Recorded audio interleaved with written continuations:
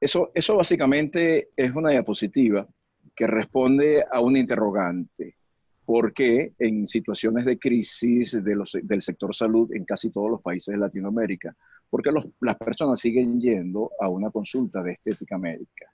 Entonces quisimos en el trabajo inicial, hace ya varios años, quisimos ver si habían algunos factores de tipo individual, factores familiares, factores biológicos que determinaran que los pacientes a veces le daban preferencia a un problema estético sobre un problema desde el punto de vista clínico tradicional. Y eso responde a dos tipos de necesidades.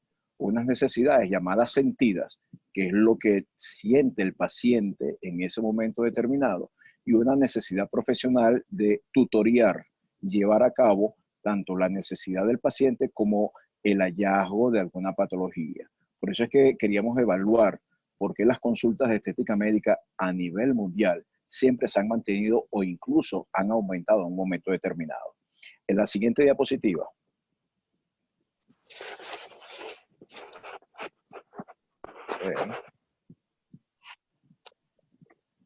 Sabe? Só um instante que estou colocando com a tela maior. Más grande. Mais grande. Só um instante. Ok. Ok, creo que se lee adecuadamente, ¿no? Sim, pero Entonces, pode quedar um pouquinho maior. Ó, vê se tá bom agora. Tá igual. Ok. Igual? Está adecuado. Não, mas Está é legal. assim, esse vai ser assim. Ok, está listo, ok? Pode passar. Ok, podemos pasar a la siguiente.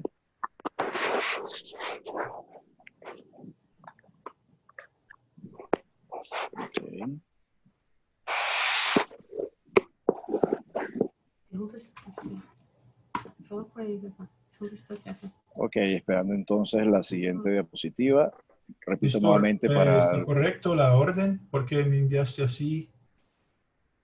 Sí, sí, no importa, Carlos, podemos darla así, no hay problema. Cada diapositiva puede explicarse por separado y en conjunto. Gracias. Sí, gracias. Ok, entonces habíamos dicho que hay una serie de factores desde el punto de vista individual, familiar, social, biológico, que motivan al paciente a ir a una consulta de estética médica independientemente de las crisis que se puedan presentar en algún momento determinado. En la siguiente diapositiva, en la próxima, a ver si pasa. Bueno, encontramos entonces que hay, desde el punto de vista de la medicina de familia, nosotros estamos, la persona, el individuo, tiene tres componentes. Un componente individual, que nosotros llamamos eje 1, un componente de relación de pareja, que llamamos eje 2, y un componente de la inserción social, que es el eje 3. Cuando yo tengo un problema estético, tengo un inesteticismo o tengo una inconformidad en mi eje 1, eso muy posiblemente repercuta en el eje 2 y definitivamente en la casuística que nosotros estuvimos revisando va a incidir también en el eje 3. Entonces, una dismorfia nasal, por decir algo muy sencillo, puede hacer que la persona no se sienta a gusto consigo misma y eso me va a producir un desequilibrio en la relación biopsicosocial. Ese eje 1 va a repercutir sobre el eje 2 y a su vez va a repercutir sobre el eje 3. Entonces, esos son los factores que nosotros queríamos estudiar inicialmente para saber qué repercutía en nuestros pacientes. En la siguiente diapositiva o en la próxima, a ver si pasamos.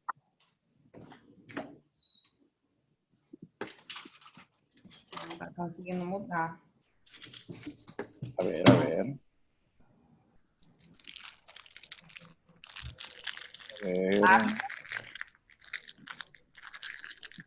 Dá para escutar a Tabita.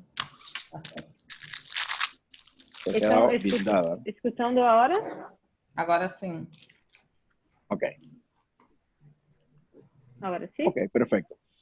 Para hacer un diseño, yo voy a ir hablando en español y la doctora después, si quiere, traduce al portugués. Para hacer un diseño es importante tener conocimientos de visajismo. Ese conocimiento de visajismo no es más que buscar cuáles son las leyes de proporcionalidad, tanto a nivel facial como a nivel corporal. A pesar de que vamos a hablar hoy en día del diseño facial, es importante tener presente que esas leyes de proporcionalidad realmente vienen desde la época de Leonardo da Vinci.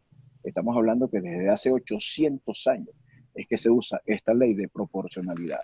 Porque si voy a hacer un diseño de rostro, necesito tener una idea, una noción de cuánto mide o cuáles son las características de cada segmento desde el punto de vista de la primera impresión.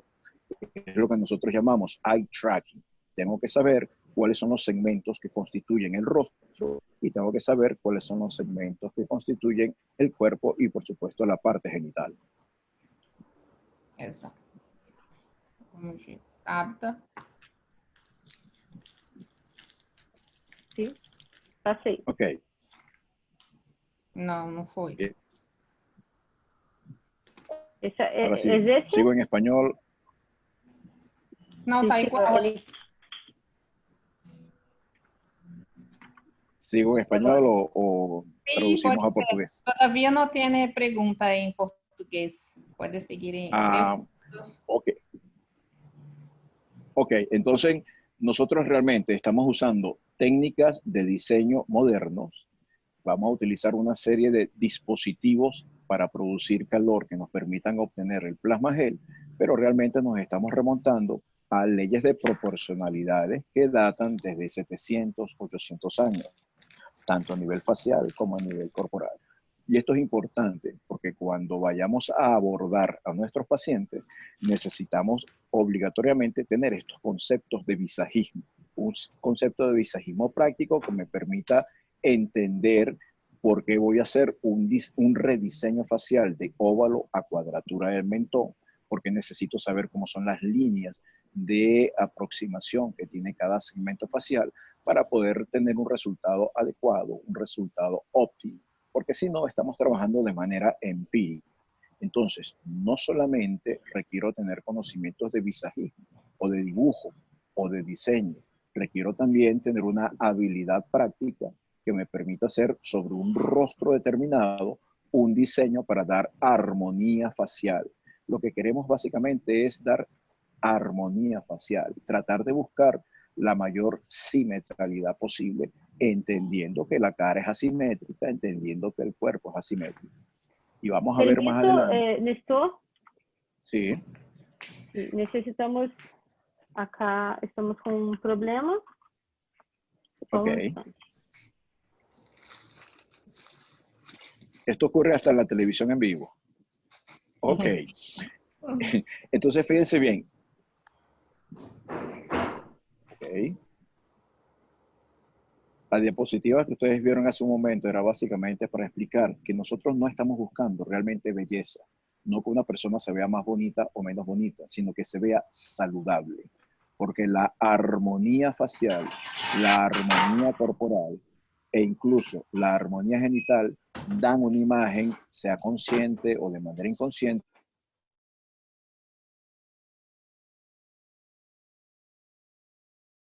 saludable. Una imagen que te dé la mayor proporcionalidad posible desde el punto de vista facial, desde el punto de vista corporal y desde el punto de vista genital. Yo voy a estar hablando de las tres estructuras por igual.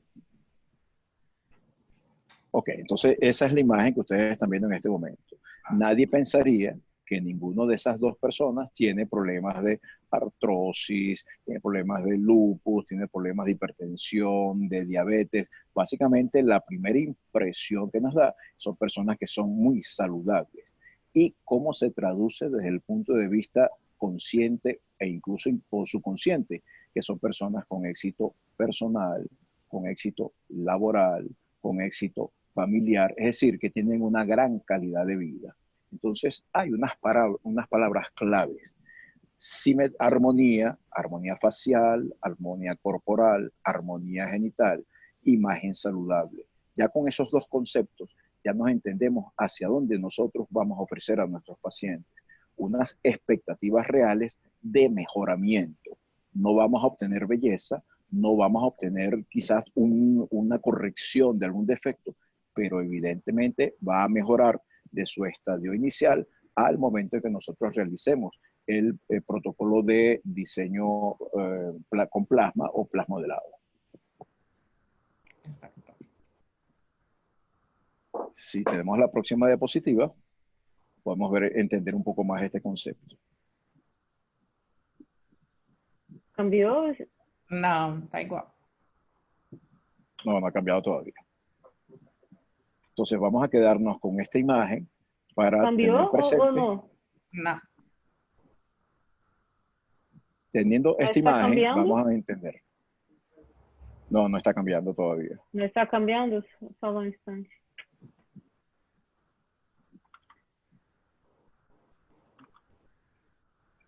Ok, Carlos está entrando acá e vai compartilhar a tela. Ok. Ok? Podemos hablar enquanto isso.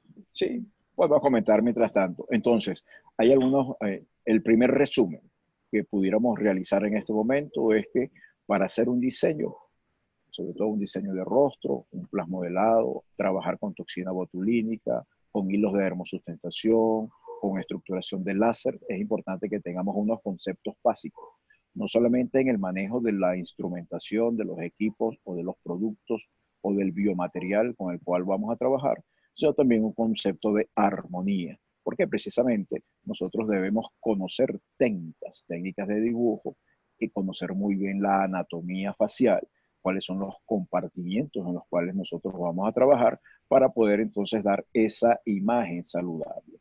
Fíjense ustedes lo que yo les comentaba al principio, en ese cuadro referencial, que tenemos 3 ejes. O sea, esto es primero, antes de llegar a realizar el plasmodelado, debo entender la conducta de mi paciente. ¿Cómo la entiendo? Porque tenemos 3 ejes. Un eje 1 que depende de mi persona como individuo biológico, psicológico y social. Un eje 2 que tiene que ver con mi interrelación de pareja y un eje 3 que tiene que ver con mi inserción social. En la medida en que yo pueda superar algunos problemas del eje 1, me permite tener un mejor desempeño en el eje 2, que es mi relación de pareja. Y por supuesto, si estoy bien conmigo mismo, si estoy bien en mi relación de pareja, mi inserción social tiene que ser lo más adecuado posible. ¿Qué hemos observado? Sobre todo pacientes con dismorfia genital masculina, el eje 1 ya hay una baja autoestima. Esa baja autoestima va a repercutir en el estudio que nosotros hicimos durante tantos años en mi relación de pareja. Ya hay un hándicap, hay una serie de situaciones que no me permiten desempeñarme adecuadamente en mi ejercicio sexual. Y si tengo el eje 1 y el eje 2 afectados, lo más probable es que mi rendimiento social no sea el adecuado. Entonces, esto es lo que queríamos nosotros evaluar. Cómo un problema estético de una persona puede repercutir en su relación de pareja y a su vez afectar el entorno social. Todo esto, ¿en qué lo resumimos nosotros? Lo resumimos en calidad de vida. Calidad de vida donde no solamente va a ser la ausencia de enfermedades, sino el grado de satisfacción social, el grado de satisfacción biológica, el grado en el cual yo estoy cumpliendo con mis necesidades sentidas y, por supuesto, todo eso hasta el grado espiritual es importante. Entonces queríamos ver por qué en estos tiempos de crisis los pacientes siguen asistiendo a una consulta de estética médica. En la próxima diapositiva, si ya la tenemos, podemos seguir conversando de esto. Entonces, fíjense, hay una serie de criterios. No todos los pacientes son adecuados. No, la anterior, la que estábamos viendo que tenía una barra roja. Volvemos hacia atrás otra vez. ¿Listo? ¿Ese acá? La anterior. La anterior a esta. A barra vermelha. Sí, está. Ok, después de esta venía una que tenía una barra roja que decía criterios de inclusión y criterios de exclusión. Sí, ese acá. Ok, esa. Ok, fíjense, no todos los pacientes son aptos para este tipo de procedimiento. ¿Por qué? Porque son pacientes que continuamente presentan 2 o más señalamientos que están en el cuadro rojo. Personas que son impacientes, que no tienen claridad en el motivo de consulta, que tienen unas expectativas absolutamente irreales, personas que tienen problemas desde el punto de vista económico, desde el punto de vista de pareja, desde el punto de vista familiar, no están adecuados para este tipo de procedimientos, porque son aquellos que van a presentar con más intensidad efectos secundarios. Entonces, es cierto que hay criterios psicológicos o psicobiológicos de inclusión y exclusión, así como hay criterios biométricos, así como hay criterios de expectativa. Entonces, esto es fundamental. Lo que ustedes ven en azul son los pacientes ideales. Perfecto. Con eso no vamos a tener prácticamente ningún tipo de problema. Pero los pacientes en rojo son criterios que nos permiten excluir de este tipo de procedimientos a los pacientes porque no van a cumplir adecuadamente los requerimientos en casa y van a tener muchas posibilidades de tener efectos secundarios. Entonces, en la lámina que sigue, en la próxima lámina, vamos a entender realmente qué son los plasmodelados. Ajá, la siguiente.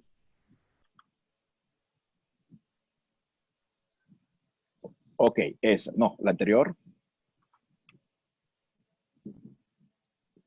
Donde salían las dos narices. Esse. Está com um pouco de delay.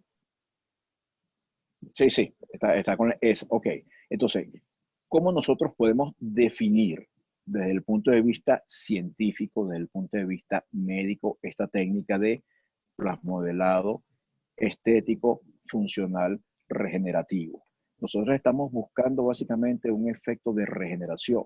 Ese efecto de regeneración, cuando apliquemos el plasma, que lo vamos a comentar dentro de un momento, nos va a dar un resultado de adecuación del tejido. Y ese resultado de adecuación del tejido va a traer como un mejoramiento en la funcionalidad. Y ese mejoramiento en la funcionalidad nos va a traer un efecto estético. Quiere decir que más que plasmodelado estético, funcional, regenerativo, es un plasmodelado regenerativo, funcional y estético. Entonces, ¿cómo nosotros podemos definirlo? Como aquel mejoramiento de diferentes estructuras a través de la aplicación del bioplasma o del plasma autólogo, pero a dosis terapéuticas. Ya vamos a ver que no todos los segmentos faciales se limitan a una dosis. Lo importante es que no sobrepase la capacidad que tiene el tejido de saturación de plasma. Entonces, para corregir las ojeras, hay una dosis terapéutica, la vamos a ver más adelante. Para corregir los surcos nasogenianos, hay otra dosis terapéutica. Para hacer la cuadratura del mentón, también existe una dosis terapéutica. Para hacer el diseño de labios, hay una dosis terapéutica. Para hacer el perfilado nasal, también tenemos una dosis terapéutica. Ese es un concepto importante de tenerlo, porque ya estamos hablando de los criterios para lograr la armonía facial. Esos criterios que nos enseñó de Leonardo da Vinci hace más de 800 años. ¿Qué es lo que entonces va a producir en esas dosis terapéuticas el plasma? Un proceso de readecuación, es decir, va a producir una estimulación de mediadores químicos, una ocupación de espacio, donde va a haber un aumento de la permeabilidad vascular, donde indirectamente va a haber una activación del sistema plaquetario con los factores de crecimiento. Entonces, no solamente nos va a dar volumen, nos va a dar forma, nos va a dar funcionalidad. Por eso es que el nombre completo de esta técnica de plasmodelado es bioplastía plasmática autóloga. Bioplastía porque hacemos técnicas no quirúrgicas de diseño. Plasmática porque estamos utilizando realmente el plasma como el material filler. Y autóloga porque va a ser el plasma de la misma persona. Entonces, el primer corolario, el primer resumen que nosotros pudiéramos decir de los plasmodelados regenerativos, funcionales y estéticos es que es una bioplastía plasmática autóloga. Quedarían pendientes dos apellidos. ¿Por qué? Porque tenemos que saber de qué densidad va a ser el plasma. Van a ver dentro de un momento cómo el plasma inicialmente diseñado o descrito era el plasma gel altamente densificado, prácticamente como un plástico.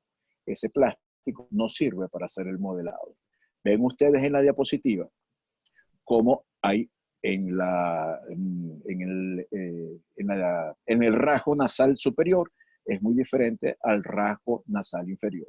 Todo eso fue absoluta y rotundamente con plasmodelado.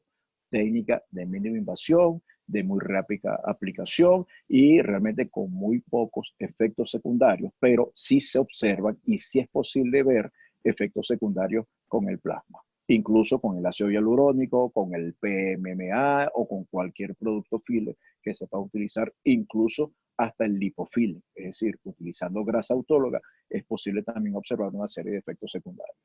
Podemos pasar a la siguiente diapositiva. A ver.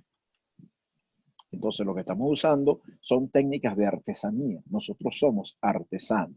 En el caso del diseño facial, somos artesanos faciales. Y en el caso del diseño corporal, por supuesto, estamos desarrollando estructuras. ¿Por qué es una artesanía? Porque utilizamos nuestras manos principalmente. Requiere del conocimiento artístico, requiere una serie de criterios que lo vamos a ver dentro de un momento, pero la habilidad manual, ojo-mano, es fundamental, como la técnica, el engranaje del neurocirujano. Nosotros a la hora de hacer un diseño necesitamos tener esa habilidad manual y tener el conocimiento de todo lo que estamos conversando y que vamos a profundizar dentro de un momento. Tenemos otra diapositiva lista también para que vean, para seguir esta narrativa. Ok, ¿por qué decimos que es una bioplastía plasmática autóloga? Porque evidentemente diseñamos o rediseñamos algunas técnicas del doctor Almir Naku, que desde el año 91 nos ha enseñado la técnica de la bioplastía, es decir, la plastia sin cirugía. Lo que nosotros, en la descripción del doctor Naku, se utilizaba PMMA inicialmente como el filler, un filler sintético, y era tan espeso que había necesidad de aplicarlo con una pistola. Nosotros lo que hicimos fue buscar la densidad del plasma muy parecida a la del ácido hialurónico que nos permitiera ser aplicado a través de una jeringa de 3 ml, de 5 ml o 10 ml y con una aguja calibre 21, 21G o 22G. ¿Por qué? Porque la densidad del plasma lo permite. Pero dentro del marco referencial está, por supuesto, el doctor Almir Naku desde el año 91, la bioplastía, y en la siguiente diapositiva vamos a ver también que como la segunda referencia o el segundo marco referencial fueron los trabajos que hizo el doctor Albert Goldman en el año 99. Fíjense ustedes cómo la densidad de ese plasma, del plasma gel inicialmente mencionado, es extremadamente estructurada, de muy alta densidad. Prácticamente recuerda a un plástico. Ese es muy difícil aplicarlo a nivel facial, es muy difícil a nivel corporal y prácticamente imposible si vamos a trabajar a nivel genital. Entonces lo que hicimos fue tener la bioplastía como marco referencial, los trabajos del doctor Goldman, y lo que hicimos fue simplificarlo. Ya van a ver en las siguientes diapositivas cómo a través de diferentes software y en diferentes países con diferentes casuísticas, esto fue en el 2010 cuando comenzamos a simplificar las técnicas y llevarla a el moldeado genital masculino. Lo hicimos en Ecuador y en Venezuela, en el Instituto Bloom, instituto que está en Guayaquil, con todo, digamos, teníamos toda la logística para poder hacer un adecuado estudio del sexo masculino. En la diapositiva que sigue, eso fue en el 2010, fíjense, vamos a seguir el orden cronológico. En el 2012, en Panamá, comenzamos entonces a tratar de buscar la densidad adecuada, una densidad que a través de diferentes colegas de equipos multidisciplinarios, bioanalistas, laboratoristas, cirujanos plásticos, cirujanos estéticos, médicos estéticos, personal de laboratorio, técnicos en estética, odontólogos, cirujanos, comenzamos a buscar la densidad adecuada que nos permitiera aplicarla a nivel facial, aplicarla a nivel corporal y a nivel genital. Es decir, que permitiera la regeneración, pero sobre todo la funcionalidad. Si lo estoy aplicando en cara, que no me modifique la estructura facial.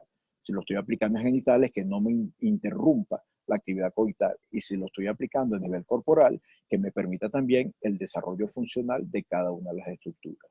En la diapositiva siguiente, vamos a observar también, a ver, cómo eso primero lo hicimos en pacientes sanos, pero después quisimos ver cuál era la respuesta que presentaban pacientes con ya trastornos. En este caso, en el 2013, comenzamos a trabajar en Panamá con la gente de Provitsida, una ONG que ve pacientes con lipodistrofias. Entonces comenzamos a utilizar técnicas de lipodistrofia aplicadas tanto con ácido hialurónico como con plasma en pacientes con esta patología: lipodistrofias grado 1, lipodistrofias grado 2, lipodistrofia grado 3 y grado 4. Ahí hicimos una casuística bastante interesante de cuál era el impacto en calidad de vida, y vamos a ver varias diapositivas más o varias láminas más adelante, de pacientes que se sentían muy cohibidos desde el punto de vista social.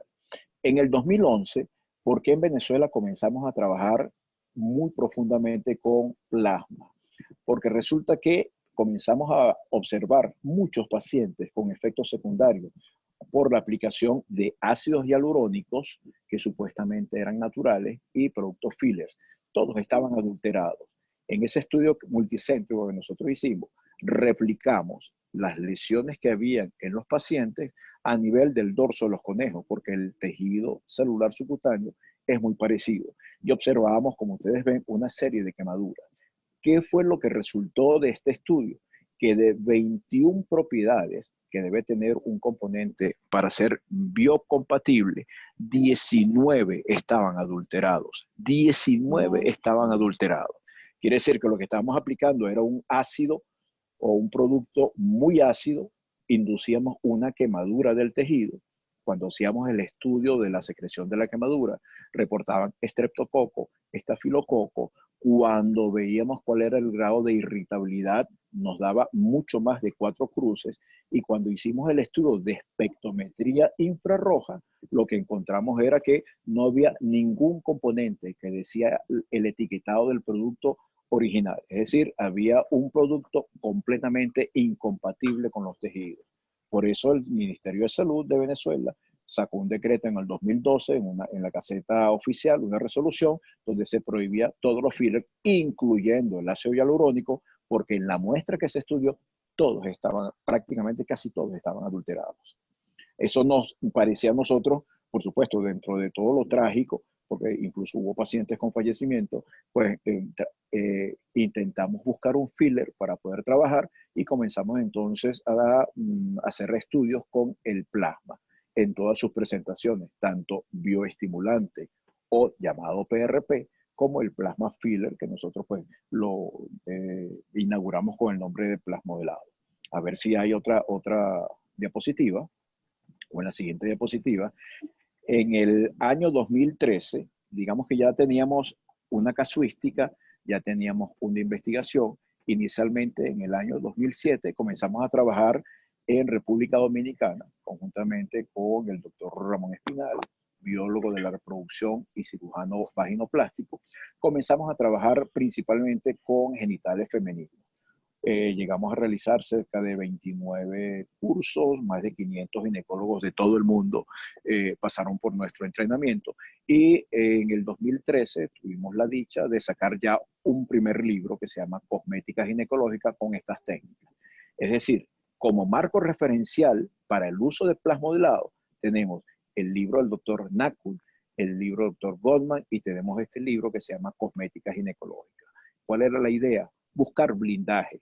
Un blindaje de la técnica, un blindaje científico, un blindaje académico, un blindaje desde el punto de vista de marcos referenciales. Eso es lo que queríamos enseñar con este libro, que está en este momento en formato digital, y quien lo distribuye es la gente de Apple. Hay 3 versiones, una versión en español, una versión en inglés y una versión en portugués. En la siguiente lámina. A ver. Ok, entonces, otro resumen. Nosotros vamos a usar criterios topoanatómicos. Si no tenemos el conocimiento adecuado de la anatomía del rostro, es muy difícil que nosotros podamos tener éxito. Pudiera ser que algunos pacientes no presentaran efectos secundarios, pero es muy probable que no respetemos si no tengo el conocimiento anatómico, si no tengo el conocimiento topográfico, si no tengo el conocimiento histológico, si no estoy trabajando en el nivel superficial en el cual se hacen los plasmodelados, que tenga un efecto totalmente inadecuado. Entonces, ¿qué es lo que nosotros estamos buscando? Unos criterios de mejoramiento de ciertas estructuras que no sean tan estéticas para el paciente, resolver su necesidad sentida e impactar principalmente en calidad de vida. La próxima diapositiva o la próxima lámina. Ok, entonces fíjense todos los criterios que utilizamos para hacer este diseño. Criterios anatómicos, criterios topográficos, criterios funcionales, criterios estructurales, de armonía, biopsicosociales, económicos, motivacionales, visuales. Es decir, buscamos todos los factores sociales, personales, individuales o familiares que puedan afectar la conducta del paciente en un momento determinado. En la próxima diapositiva. Ok, entonces, habíamos hablado de que habían dosis anatómicas. ¿De dónde nosotros sacamos esas dosis anatómicas, esas dosis terapéuticas? De los criterios que se utilizaron para la aplicación de ácido hialurónico inicialmente, tanto a nivel facial como a nivel corporal.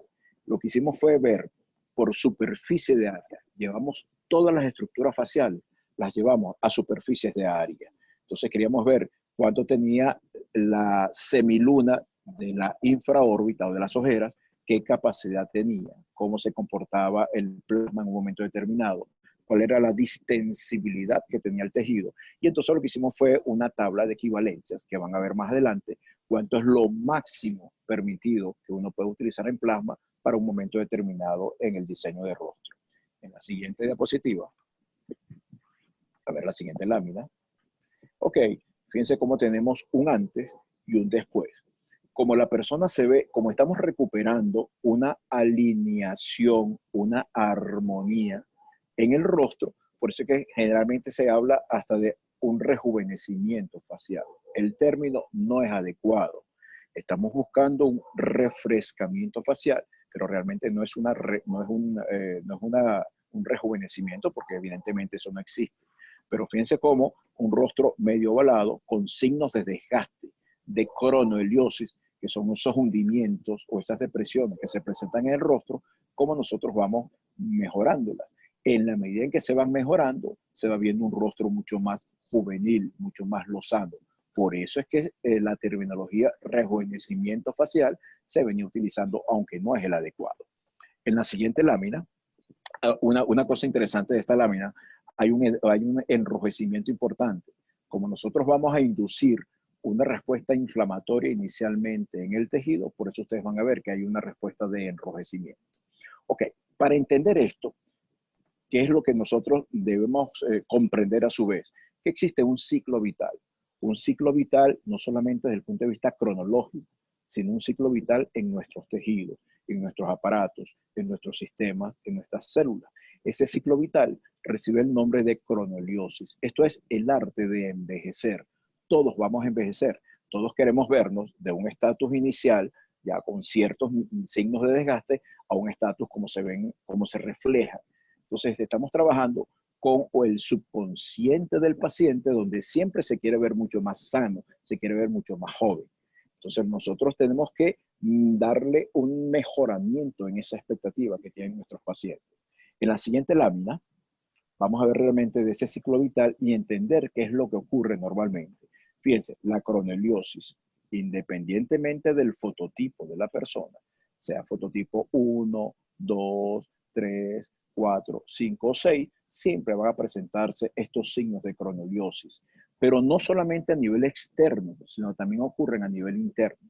Así como vamos a tener una serie de signos, caída de la piel, la presencia de arrugas, vamos a tener presencia de manchas, la profundización de algunos surcos externamente. De manera interna también hay afectación muscular, hay afectación linfática, hay afectación arterial, afectación venosa y afectación glandular. Entonces, para el concepto de armonía facial, tenemos que estar pendientes que hay signos externos y también van a haber una serie de signos internos que debemos mejorar. La diapositiva siguiente o la lámina siguiente. A ver.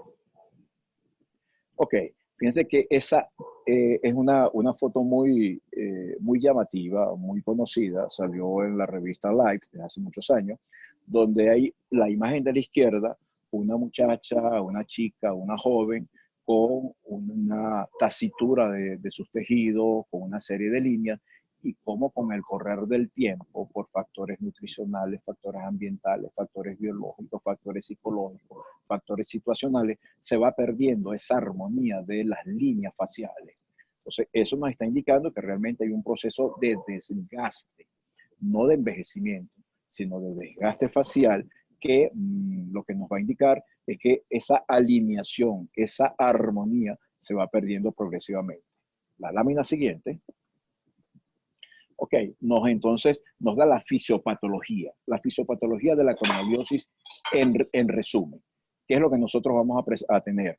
Dos vectores que van a trabajar de manera simultánea. Por un lado, vamos a tener que normalmente existe un equilibrio entre el colágeno y la elastina. Y todo esto, por supuesto, en una piscina de proteoglicanos. El colágeno me va a dar el tono, la elastina me da la flexibilidad y la malla de proteoglicanos me va a sostener ambos en equilibrio. La proteína más sensible a ese proceso de cronoliosis o de desgaste es el colágeno. Al irse gastando el colágeno, ¿quién predomina? La elastina. Entonces vamos a tener un vector de desplazamiento porque la elastina va a ser la causante de que los tejidos se dirigen hacia abajo. A eso le agregamos el vector gravitacional. Entonces tenemos que trabajar en dos vertientes, contravector gravitacional y contravector desgaste. Por eso a la hora de hacer los plasmodelados, van a haber plasmodelados que van a ser de relleno y otros que van a ser de sostén. Es decir, mientras uno me va a dar volumen, el otro me va a sostener la estructura, tratando de vencer estos dos vectores, el vector gravitacional y el vector desgaste. La lámina siguiente. Entonces, ¿cómo nosotros vemos cómo es el visajismo práctico? Tenemos un rostro. Un rostro es una estructura. Como toda estructura que depende de la gravedad y depende, por supuesto, del tono y de la flexibilidad, vemos que se divide de manera práctica en dos líneas ascendentes que van de la comisura labial hacia arriba y dos líneas horizontales. Una que atraviesa la columela y la otra que atraviesa el entrecejo. Esto nos da a nosotros un segmento inferior, un segmento medio y un segmento superior. Entonces, ¿cómo nosotros tenemos que abordar y explicarle a los pacientes? Si un paciente viene por un surco nasogeniano, nosotros debemos hacerle entender que no vamos a rellenar solamente los surcos nasogenianos, sino que como una estructura, por ese vector de desplazamiento y el vector gravitacional, el mentón se va a desplazar hacia abajo. Eso trae como consecuencia la profundización de los surcos infralabiales, lo cual a su vez nos da una fisura a nivel de las mandíbulas. Esta lesión en la planta baja o en el segmento inferior del rostro trae como consecuencia profundización de los surcos nasogenianos, una fisura a nivel de pómulo y mejilla que se traduce en una línea generalmente oblicua y profundización de las ojeras o de la infraórbita. Esto trae a su vez en el segmento medio que haya una caída de la punta nasal, un desplazamiento del dorso y una prominencia de la jiba. Esto a su vez trae como consecuencia a manera lateral la profundización de las líneas lateroorbitarias, el marcaje del entrecejo y la aparición de las líneas frontales.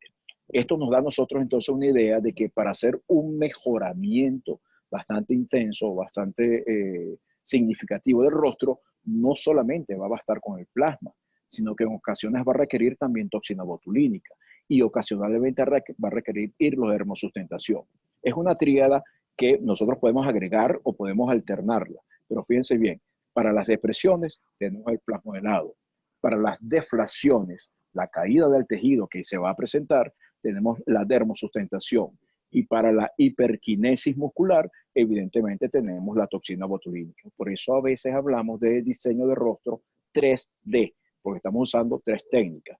En la medida que el paciente presente otra serie de sintomatología o de signología, podemos ir agregando otra serie de componentes, láser, despigmentaciones y así sucesivamente. Incluso hoy en día se está usando ozono también para hacer el mejoramiento del diseño facial. Pero importante que el paciente entienda que nosotros no es que queremos tener más beneficio económico porque le vayamos a aplicar más cantidad de plasma.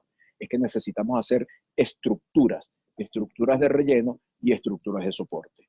En la siguiente lámina, vamos a ver qué aparece. Ok, hacia adelante. Entonces, ¿dónde nosotros vamos a trabajar realmente? Para hacer el diseño del plasmodelado, se trabaja es del compartimiento graso superficial hacia adelante. Entonces, hay una gran diferencia entre diseño de rostro con plasmodelado y armonización orofacial. La armonización orofacial ya implica del compartimiento superficial y todos los compartimientos del smash que se presentan. Nosotros simplemente vamos a trabajar el cojinete graso. Vamos a imitar el comportamiento de cada cojinete infraorbitario, cojinete pomular, cojinete mandibular y así sucesivamente. Entonces, este es un concepto importante de tenerlo en cuenta, que nuestro trabajo va a ser fundamentalmente del cojinete graso superficial hacia la epidermis. La próxima. Ok, lo que yo les decía, fíjense cómo tenemos un estado inicial, un estatus 0 y un estatus ya final. Quizás lo más llamativo, además del mejoramiento que hubo de las depresiones, es la actitud visual de la paciente. Fíjense cómo en la primera hay una mirada triste, lánguida, y cómo después hay una mirada prácticamente retadora. Tómeme la foto como usted quiera, que igual voy a salir bien. Es decir, le estamos dando calidad de vida. A su insatisfacción estética la estamos mejorando.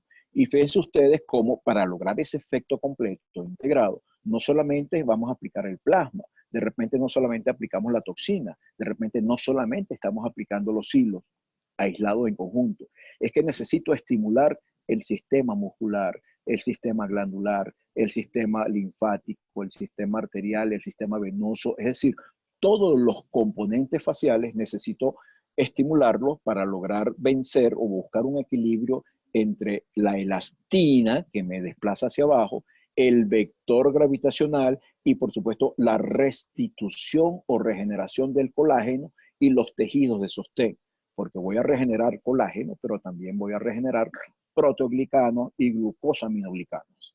La próxima. Ok, entonces existe una clasificación, incluso Brasil tiene la batuta en todo esto, donde hablamos de envejecimiento facial o cronoheliosis facial, donde hay 3 grados.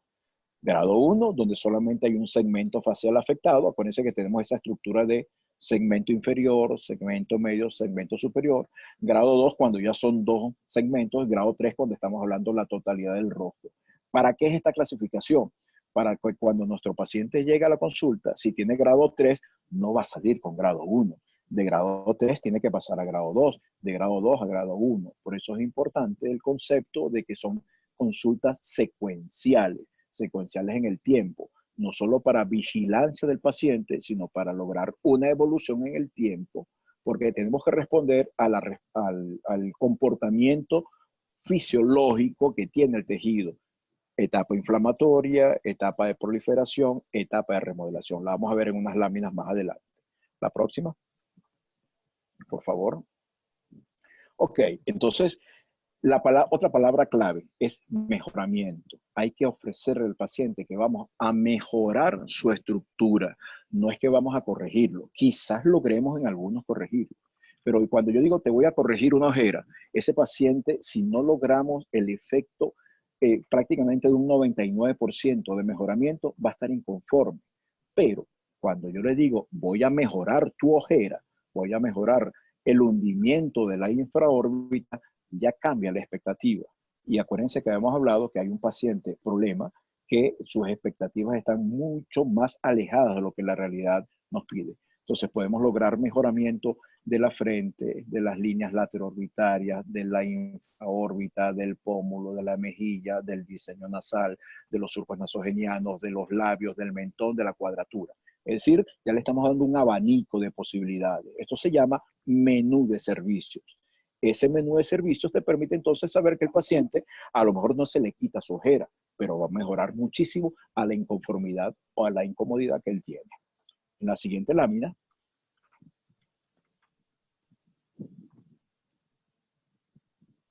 Vamos a ver entonces qué es lo que nosotros vamos a obtener. Ok, ¿cómo abordamos nosotros a estos pacientes? La siguiente. ¿Cómo toda esta cantidad de conocimientos o de conceptos nosotros vemos? Bueno, nuestra historia clínica, todo paciente requiere definitivamente la historia clínica. Sobre todo, hay algunos puntos importantísimos. Nosotros hemos observado que pacientes con antecedentes de picadura por insecto, que se inflaman muchísimo por la picadura, que las heridas tardan mucho en mejorar o en curar, son pacientes que presentan un edema mucho más allá de lo que uno se espera con este tipo de procedimiento. Y hay que estar bajo vigilancia muy estricta porque ellos se van a sobreedematizar. Un cc, un ml de plasma, genera en el tejido una inflamación aproximadamente entre 1.5 y 2 veces. Es decir, un cc de plasma me genera 2 cc de edema. Si en la totalidad de una cara yo estoy colocando para hacer todo el diseño 10 cc de plasma, generalmente voy a originar un edema representado de 20 ml de agua, de líquido. Entonces, es importante recordarle eso al paciente y es importante que lo recuerde yo como terapeuta porque los pacientes con antecedentes atópicos, con antecedentes alérgicos, se me van a edematizar mucho más. Van a tener más posibilidades de hacer efectos secundarios, sobre todo tipo granuloma. Entonces, importante tener estos conceptos en cuenta. Por supuesto, pacientes con colagenosis, pacientes con diabetes, pacientes con problemas del colágeno, pacientes con problemas de tejido conjuntivo, son pacientes que preferiblemente no se les realice este tipo de procedimiento. Entonces ya estamos comenzando a hablar de que así como hay descartes desde el punto de vista psicobiológico, hay descartes desde el punto de vista de antecedentes también. La siguiente lámina. A ver, la siguiente.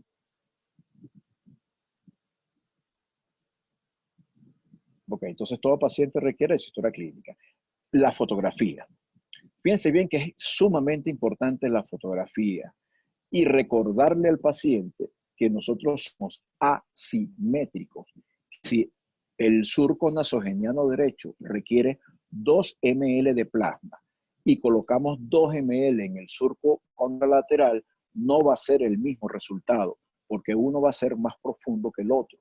Entonces, ustedes ven en la parte donde está mi cara cómo unimos 2 mitades izquierdas, 2 mitades derechas y la foto central es mi cara normal, somos 3 hermanos completamente diferentes. Esto es importante que el paciente entienda que somos asimétricos. Y esa fotografía que nos permite incluso tener respaldo desde el punto de vista legal, tiene unos patrones, un patrón frontal y mínimo 2 laterales, pero debe tener un marco superior, un marco inferior y 2 marcos laterales para que esté englobada como una fotografía carnet. Esa fotografía tipo carnet es la que nos permite a nosotros y al paciente evidenciar cómo van a ser sus evoluciones. Pero un concepto importante que debe tener el paciente es que somos absolutamente asimétricos. La siguiente.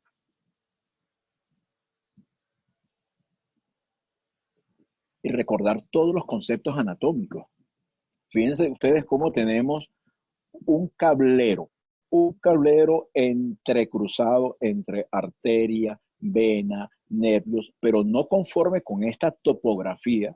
También tenemos cojinetes, cojinete graso superficial, cojinete graso medio, cojinete graso profundo, que están diferenciados por septums. Entonces yo tengo que recordar esa anatomía, sobre todo para entender los abordajes terapéuticos. No solamente es dosis terapéutica, sino el abordaje que debo realizar para corregir la infraórbita, para mejorar la infraórbita, para mejorar el surco nasogeniano, para mejorar cada una de esas estructuras. Entonces eso es fundamental, tener este conocimiento y explicarle al paciente, porque ¿qué ocurre en muchos pacientes que nos llegan a nosotros, sobre todo femeninos, en la hora del almuerzo? Yo vengo sin que mi pareja se entere. Yo quiero hacerme la cara completa, la cuadratura del mentón, los labios, la nariz. ¿Usted cree que se va a notar? Por supuesto que se va a notar, porque hay muchas posibilidades de hematoma, que es uno de los efectos secundarios leves, pero que se observa.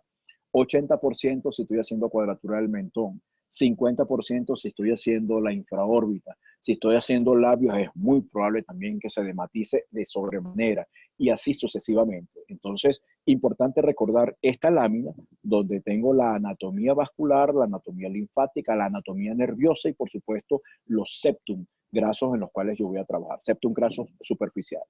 La siguiente lámina.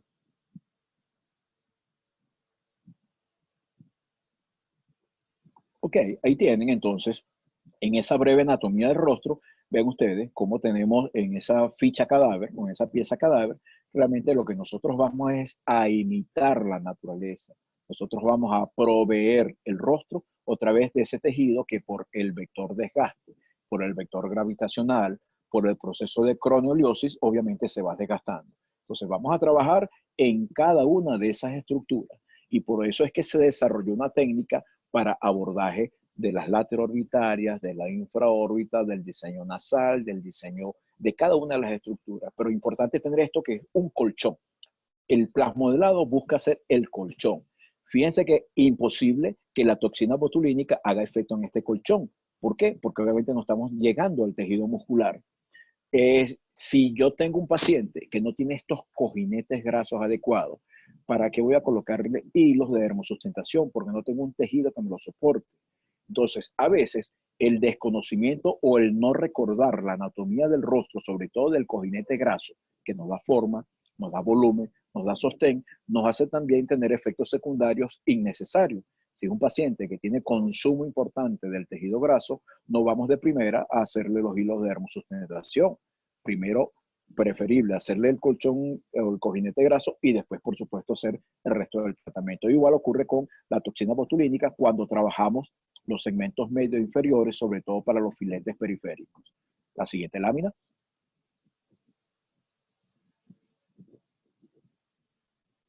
Ok, y recordar que hay puntos de peligro. Estos puntos generalmente se manejan a nivel de cirugía plástica, cirugía general, sobre todo porque son sitios o donde se superficializa un nervio o un paquete vascular o un tejido linfático o hay un tejido glandular susceptible. Entonces, estas son 7 áreas importantes que hay que recordar que son peligrosas. Sobre todo, ¿qué es lo que más nosotros vemos? Cuando estamos corrigiendo la infraórbita, las ojeras, tenemos ramas cigomáticas y bucales que podemos, si nosotros no tenemos el concepto adecuado ni el abordaje adecuado, podemos hacer una lesión secundaria. Y lo que más vemos es cuando se trabaja la rama submandibular, submentoniana, que si yo no llevo la dosis adecuada de plasma, que no puede ser más allá de 2 cc o de 2 ml, o si yo no desplazo adecuadamente el plasma, yo voy a hacer una compresión de esa rama submentoniana y el paciente va a presentar desviación de la comisura labial inmediata. El paciente siente como si estuviera haciendo una parálisis facial. Con la digitopresión y la digitodispersión quitamos ese efecto secundario, pero puede presentarse y puede asustar tanto al paciente como al operario si no tiene el conocimiento adecuado de cuál es el efecto que puede presentarse en ese momento determinado. Entonces, estas 7 zonas peligrosas de la cara es importante recordarlas, además de todo lo que hemos hablado anteriormente. La siguiente lámina. Ok. Parece mentira, pero muchas de los currículos de las universidades de formación de médicos, incluso hemos visto también en odontología, en bioanálisis, es que no se enseña adecuadamente cuál es el ángulo de inclinación para la administración de una jeringa, para inyectar. Si estoy en 90 grados, es muy probable que además por la longitud que tiene la aguja, que yo perfore músculo, cosa que no podemos hacerlo con el plasmodelado, porque el plasma va a tener una concentración mucho más adecuada, más alta, una densidad más alta que el tejido vascular. Si introduzco el plasma en el tejido vascular, voy a hacer una tromboembólisis. Entonces, es importante que este tratamiento que nosotros vamos a hacer o este diseño con plasmodelado es del cojinete graso hacia la epidermis, no del cojinete graso hacia abajo, porque si perforamos un músculo tenemos posibilidades de hacer un tromboembolismo. Entonces, fíjense ustedes, en algunos casos vamos a trabajar subepidérmicamente, en otros en dermis superficial, otro en dermis media, en dermis profunda o en el mismo telular subcutáneo. Entonces la inclinación de la aguja es importante dentro del manejo de la técnica. Habilidad manual, habilidad visual, habilidad teórica, habilidad de conocimientos. En la siguiente. En la siguiente lámina, ven ustedes entonces cómo además, para sobreasegurar la técnica, se hace lo que se llama la técnica de carpa, el signo de la carpa.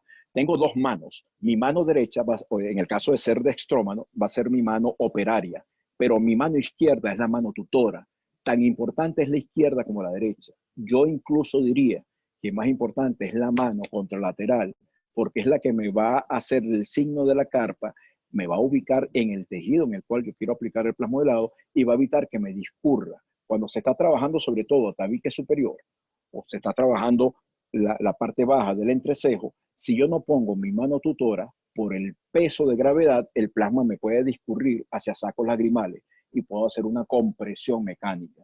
Entonces, fíjense como las dos manos también requieren de esa habilidad bimanual, además de la habilidad visual. Pero una de las estrategias que me permite y que me ayuda a mí a hacer este tipo de procedimientos es el signo de la carpa. La siguiente lámina.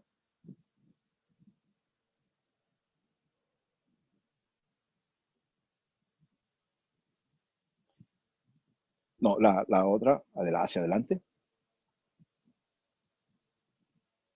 Ok, entonces, entrando ya, ¿cómo nosotros vamos a hacer estos moldeados faciales regenerativos, funcional y estético? A través, fíjense cómo es la consistencia del plasmodelado o del plasma filler o de este plasma gel, es recordando un triturado de banana, una compota de manzana, un triturado de manzana. Es decir, queda pastoso, más que denso, más que un plasma gelificado totalmente, es un plasma pastoso.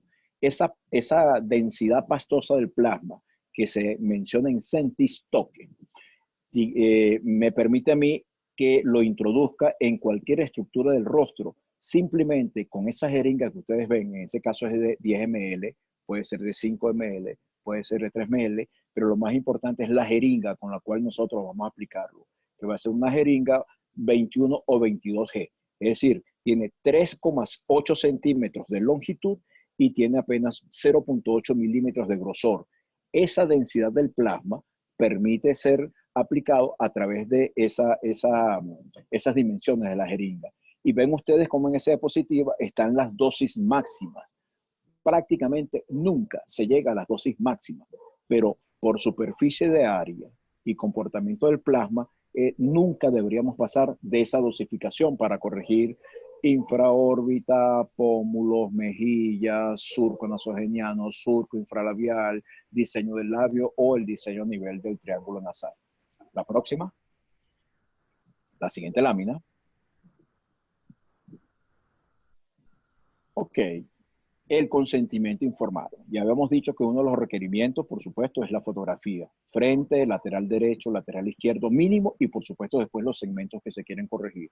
El consentimiento informado, incluso algunos, por supuesto que es importante que ustedes tengan una asesoría legal para ver cuáles son los componentes que debe tener ese consentimiento informado. Algunos incluso hacen dos tenores. Fíjense que ese es un modelo de historia donde está marcado el número de consultas por las veces que va a la consulta, lo que se le hace en cada una de las consultas, y hay dos originales. Un original donde está que se queda con el médico y un original que se lo lleva el paciente, de manera de cumplir con los requerimientos médicos legales de la fotografía como marco referencial gráfico y el consentimiento informado. La siguiente. Siguiente lámina, a ver. Ok, esto es importante, fíjense bien. ¿Cómo es el protocolo de durabilidad y estabilidad del plasmodelado? Doctora, para ver un momentico la lámina que sigue. A ver si es para explicar las dos láminas en conjunto. La lámina siguiente. No, la anterior entonces nuevamente. Ok, regresamos a la anterior. Ajá, la vi ahorita. A ver. Ok, esa. Vamos a quedarnos con eso un momentico. Ya vamos a regresar cómo es el protocolo de aplicación. No, la que tenemos ahorita. Oh, bueno, esta. Vamos con esta primero. Fíjense bien. ¿Cómo es el protocolo de aplicación de plasma? Para que... Dígame. ¿Quieres que va adelante o...? No, vamos con esta y después explico la otra. Ok. Ok. Entonces, fíjense bien, ¿por qué uno debe aplicarlo cada 21 días? Las sesiones de plasma, porque tiene que hacerse un refuerzo a los 3 meses y un segundo refuerzo a los 6 meses. Eso responde a valga la redundancia, a la respuesta que tiene fisiológicamente un tejido. Cuando un tejido es agredido, normalmente una lesión que nosotros induzcamos en el seguido, va a haber una respuesta local inflamatoria. Esa respuesta inflamatoria dura 3 a 5 días. ¿Cómo se va a caracterizar esa respuesta inflamatoria? Por un edema. Ese edema trae como consecuencia factores locales para tratar de mejorar el edema. Vienen los macrófagos, vienen los fibroblastos, comienza a producirse un colágeno, incluso hay una pequeña permeabilidad vascular. Es decir, hay una quimiotaxis para tratar de corregir el edema, independientemente de la causa. Eso dura 3 días. El día 4 hasta el día 21 viene lo que se llama el proceso o la fase de proliferación. Ya hay una quimiotaxis, ya hay mediadores químicos, ya hay una angiogénesis, ya hay una neovascularización, una neocolagenosis. Es decir, ya comienza a adecuarse y comienzan a trabajar con más intensidad los factores de crecimiento plaquetarios del tejido, no la del plasma. Eso va a durar 21 días. Si no se repite otra vez la lesión del tejido, se va hacia la tercera fase, que es la fase de remodelación. Se vuelve a generar el mismo tejido inicial. Pero si yo cada 21 días yo estoy irritando o inflamando el tejido, obligándolo a proliferar, ya él no va a ser remodelado, él se me va hacia la pseudofibrosis. Un tejido pseudofibrótico es mucho más difícil que se metabolice todos sus componentes. Es lo que busca, por ejemplo, la marcación con láser del abdomen o la demarcación abdominal. ¿Qué es lo que está buscando? Cambiar tejido graso, celular subcutáneo, fácilmente metabolizable, por tejido pseudofibroso, que es muy difícil que los macrófagos puedan trabajar. Lo mismo hacemos nosotros entonces con el plasma. Hago la primera sesión hoy, va a haber 3 días de inflamación, 21 días de proliferación, segunda sesión a los 21 días. Va a haber una inflamación nuevamente, va a haber un tejido de proliferación, una tercera sesión a los 21 días. Después de esas 3 sesiones que me completan un ciclo de remodelación que son 90 días, dejo descansar el tejido. ¿Pero para qué? Para que se me vaya pseudofibrosando en esa fase 3 de remodelación. Cuando ya pasan los 90 días, hago un refuerzo. Es decir, para volver a inflamar, volver a proliferar. Y a los 90 días, a los 180 días, vuelvo otra vez a incidir. Es decir, lo que estamos buscando es tratar de irritar la mayor cantidad posible el tejido, que el plasma me ocupe el espacio, que me regenere neocolagenosis, para que en el final de ese primer año voy a tener más tejido pseudofibroso que tejido graso. Por eso es que esto me permite dar más durabilidad y más estabilidad del plasma modelado. Ahora sí podemos pasar a la siguiente lámina. Ok, entonces esto me habla a mí de que para esa misma durabilidad del plasma, tener 3 fases en general. Una preparatoria, donde yo puedo establecer una adecuada aseo del paciente, preparar el tejido adecuadamente a través de vapor de ozono, a través de peeling ultrasónico, a través de la aplicación de láser, a través de microcorriente, corriente alterna, alta frecuencia, para preparar los tejidos externos y preparar, por supuesto, todos los componentes internos. Digamos que esa es una fase previa a inmediatamente aplicar los derivados plasmáticos. Derivados plasmáticos que puedo aplicar el PRP en esa misma sesión, porque el PRP va a ser a través de microcanales para que me vaya proliferando principalmente de la epidermis hacia afuera, y por supuesto después aplico el plasma helado o el plasma filler. Y una fase de mantenimiento. Fase de mantenimiento que precisamente tiene que ver con el protocolo de aplicabilidad. Hoy la primera sesión, 21 días la segunda sesión, 21 días la tercera sesión, 3 meses primer refuerzo, 6 meses segundo refuerzo. A eso se refiere este protocolo básico de durabilidad. Ese protocolo fue realizado incluso por el doctor Constantino Carapsias, que era el propietario de SK Aparelhos Eléctricos. Hoy en día está retirado, muy amigo, y ese protocolo lo hicimos nosotros porque se puede aplicar a aparatología. La aparatología es totalmente compatible con el plasmodelado. El láser es compatible, pero primero tiene que hacerse la aparatología y el láser y posteriormente que se aplican los derivados plasmáticos. La siguiente lámina. Ok, esto es un resumen de lo que yo les estaba diciendo. Lo que ocurre en la fase 1 inflamatoria, ese día 1, 2 y 3, luego que ocurre el día 4 hasta el día 21, y tenemos las dos vías. La vía verde es la que normalmente sigue el tejido cuando no se reestimula. Los cuadros amarillos es lo que ocurre con esa pseudofibrosis cuando continuamente nosotros estamos irritando y estimulando el tejido. La siguiente. Ok, con ese protocolo de durabilidad podemos tener 2 años de duración con el efecto de remodelado o de rediseño, hasta 2 años. Un comportamiento incluso más extenso que ácido hialurónico.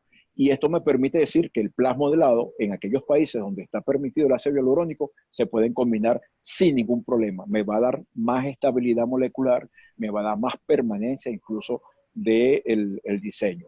Si lo puedo utilizar en forma combinada, ácido hialurónico y plasma, va a quedar extraordinariamente bueno. En Venezuela estamos limitados, no sé si hay otro país de Latinoamérica donde podemos utilizar, donde solamente podemos utilizar el plasma. Ese cuadro que ustedes están viendo en este momento habla de la densidad numéricamente. Plasma líquido, sangre y agua tienen una densidad de 1. Esa es la estabilidad numérica. Todo, mientras más turbio sea un líquido, sea un preparado o sea un biocomponente, va a tener 2, 3, 4, 100, 200, 500, 350 veces más denso.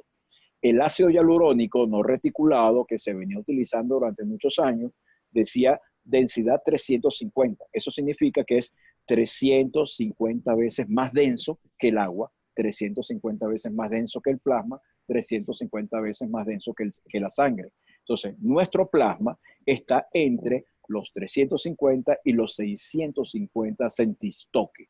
Es decir, es o 350 o 650 veces más denso que el agua, más denso que el plasma, más denso que la sangre. La lámina que vimos inicialmente del doctor Goodman, que parecía un plástico, eso prácticamente supera los 1000 centistoques, es muy denso, tanto es que uno puede romperlo, como si fuera un bolígrafo, o un pencil o un lápiz.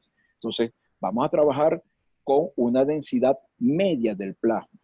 Por eso habíamos dicho que faltaban 2 apellidos. Vamos a trabajar con bioplastía plasmática autóloga de mediana densidad. Y eso me está indicando, que lo vamos a ver dentro de un momento, cuánto es el grado de calentamiento y cuánto es la densidad. Ok, después del último refuerzo, aproximadamente estamos hoy 21 días, 3 meses, 6 meses. El segundo año debería ser 2 refuerzos más. Y ya tenemos una durabilidad del procedimiento de 3 a 5 años. Lo hemos evidenciado en diseños genitales, en diseños corporales y por supuesto en diseños nasales, que es la estructura que más cae porque obviamente es la prominente de la cara. La siguiente lámina. A ver. Ok, habíamos dicho que habían criterios de exclusión o de inclusión desde el punto de vista psicobiológico, criterios de inclusión o exclusión desde el punto de vista anatómico, y ahora tenemos criterios básicos para ver cómo están nuestros pacientes. Obviamente, ¿qué requiere? Requiere su hematología completa, requiere velocidad de sedimentación, ya les voy a explicar por qué. Pruebas de coagulación, sí, pruebas de coagulación, sobre todo el tiempo de sangría, porque aquellos pacientes que ingieren té, que toman vitamina E, los pacientes con antecedentes anabólicos, tienen aumentado el tiempo de sangría. Son pacientes que van a sangrar muchísimo durante el procedimiento y van a tener más posibilidades de efectos secundarios de equimosis o de hematomas. Pero lo más importante es el examen de orina. ¿Por qué el examen de orina? Porque las pacientes que hemos visto con infecciones posterior a aplicación de plasma, donde se ha cumplido la asepsia, la antisepsia y aparentemente no hay antecedentes significativos del paciente, cuando se le realiza un examen de orina hay una infección urinaria subclínica.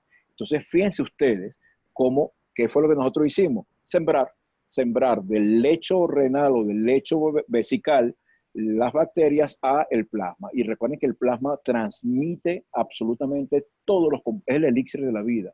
Entonces, los detritos bacterianos o incluso las bacterias, la pasamos del lecho vesical al rostro. Entonces, eso es importante descartar que haya procesos no solamente infecciosos locales del paciente, sino a distancia. En este caso, examen de orina.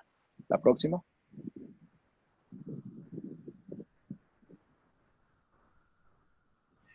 Ok, esta lámina, yo sé que de repente no puede ser tan fácil, pero es todo lo que contiene el plasma. El plasma contiene minerales, vitaminas, leucocitos, electrolitos, gases, LDL, HDL, fosfolípidos. ¿Para qué le vamos a agregar nosotros algún componente químico al plasma? El plasma se extrae en la sangre, se centrifuga, se saca el líquido plasmático y se somete a calor. No requiere de ningún tipo de activador, no requiere ningún tipo de activante, ningún tipo de energizante, porque el plasma lo tiene todo. Lo que vamos a hacer, agregando cualquiera de estos componentes, es acidificar el plasma, y eso sí nos puede dar, o puede ser un causante de efectos secundarios. Entonces, al plasma, por favor, para plasmodelado, no se le agrega ningún tipo de componente químico, en absoluto. Muy diferente el PRP del plasmodelado. Son hermanos, pero no se tratan por igual, no se habla. Prácticamente casi ni se conoce. La siguiente lámina.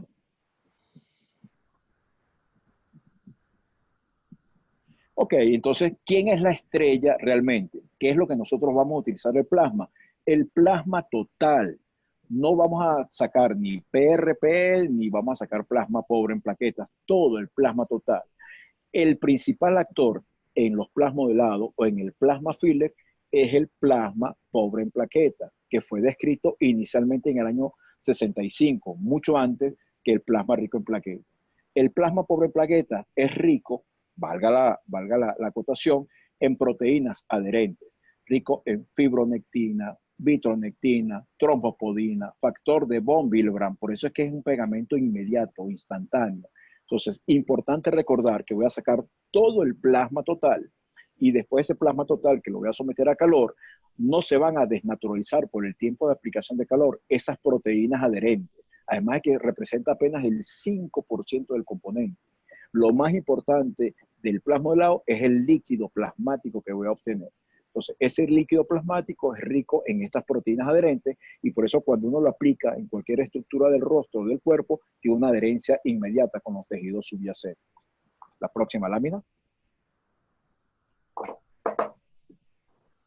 Ok, entonces fíjense las diferencias visuales entre el plasma líquido o el PRP, que es el primero a la izquierda, el plasmodelado, que recuerde ese triturado de frutas, un triturado de cambur, de banana o de cambur o de manzana, y el plasmagel inicialmente descrito. Fíjense que cambia la viscosidad, por lo tanto cambia la adaptabilidad.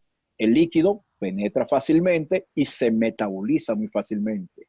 El muy estructurado, que es el de la derecha, el plasmagel, es extremadamente duro, no me permite ser modelado. El plasma central es el plasmodelado, cuya densidad oscila entre 350 y 650 centistoques. La siguiente lámina.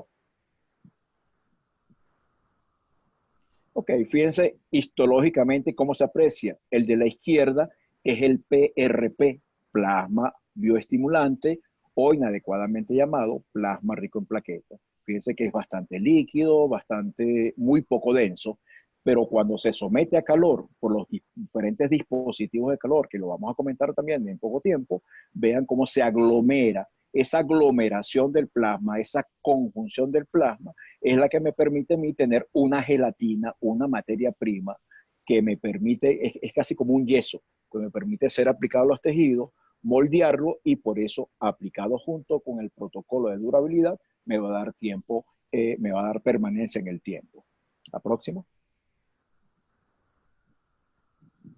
Siguiente lámina. Ok, entonces, ¿cómo obtenemos esa materia prima?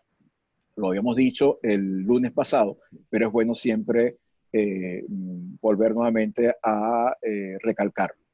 Extraemos la sangre de nuestro paciente. Al final voy a responder las preguntas que están haciendo. Extraemos la sangre, esa sangre se centrifuga, ¿cuál es la velocidad de centrifugación para plasmodelado o para plasma filler? Entre 2.500 y 4.000 revoluciones por minuto. 2.500 a 4.000 revoluciones por minuto. Menos de 2.500 no me extrae suficiente cantidad de plasma. Más de 4.000 RPM me sobrecalienta el plasma. Entonces, cuando lo saque de la centrifugadora, va a ser un gel. Entonces, no voy a poder transferirlo a mi jeringa con la cual voy a aplicarlo. Entonces, velocidad de centrifugación, 2.500 a 4.000. ¿Cuánto tiempo? 15 minutos. 2.500 a 4.000 por 15 minutos. Después de los 15 minutos, como ustedes ven, lo voy a transferir a mi jeringa. Y tengo dos dispositivos de calor. Un dispositivo de alta frecuencia y un dispositivo por conducción del calor. El dispositivo de alta frecuencia no es más que un magnetrón representado por el microondas. El microondas emite ondas de alta frecuencia a 254 Hz por segundo, es decir, mezcla el plasma, hace que vibren las moléculas plasmáticas 2,5 millones de veces por segundo. Entonces, si yo coloco mi jeringa en el microondas de alta frecuencia y lo dejo descargando, va a volar, me va a dañar el plasma. Entonces hay que emitir pequeños pulsos, 2 segundos, 2 segundos, 2 segundos, hasta que el plasma va virando de líquido a semilíquido y de semilíquido a jalea.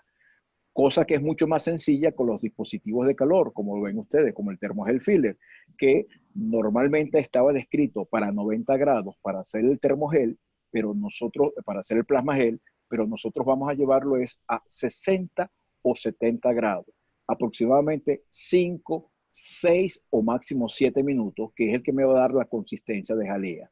Entonces tengo dos métodos de obtención del plasma filler, bien sea por alta frecuencia en microondas, definitivamente microondas nada más para eso, para productos biológicos, igual que las neveras son para productos biológicos, no para mezclar productos biológicos con refresco, con comida, como se ve ese error en muchísimas clínicas incluso, y el dispositivo por conducción de calor, ya que esos dos dispositivos que ustedes ven, que son varios ejemplos, y ven el de la doctora Priscila también, tiene un sistema de resistencias debajo. Esa caja tiene un bloque, ese bloque de metal transmite entonces por conducción el calor de la resistencia al componente y del componente del recipiente a la jeringa.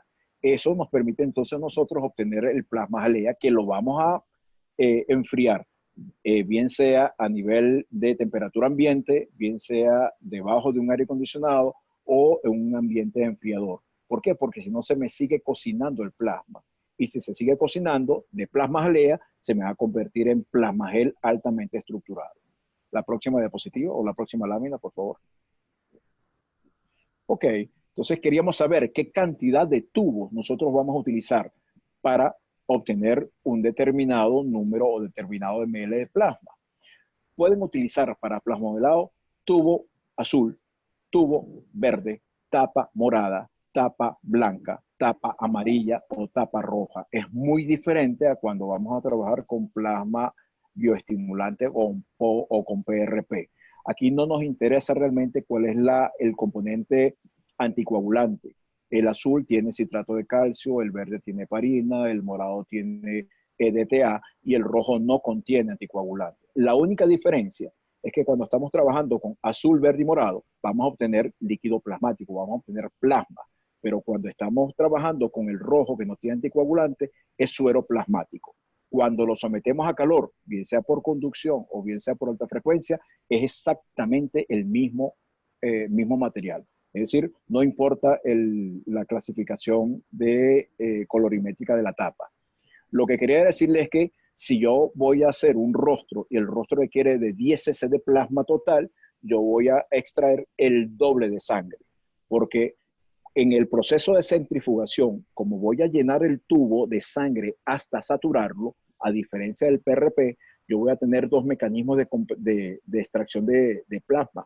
El mecanismo de centrifugación y el mecanismo de compresión. Entonces, lo ideal es extraer, de acuerdo al requerimiento, el doble de sangre para obtener el 50% de plasma. Siguiente. Siguiente lámina. Ok, y entonces vamos a ver los ejemplos antes y después de todo esto. Evidentemente, es muy difícil describir a través de este medio, en tan poco tiempo, en tan corto tiempo, cómo se hace cada uno de los segmentos. Pero lo importante es que ustedes vean ese menú, ese álbum de tratamientos o de fotos antes y después que hemos logrado con el plasma. Fíjense cómo sea rostro masculino o rostro femenino, que también tiene su forma de abordarlo, como tenemos un antes y un después en rostro total. Ven ustedes los caballeros, ven ustedes las damas. La siguiente lámina.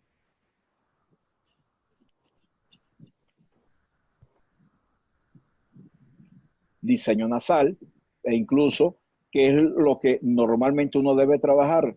Debe disminuir la jiba. El dorso masculino, el dorso de la nariz masculina, debe ser recto y la punta tener una proyección entre 90 y 100 grados.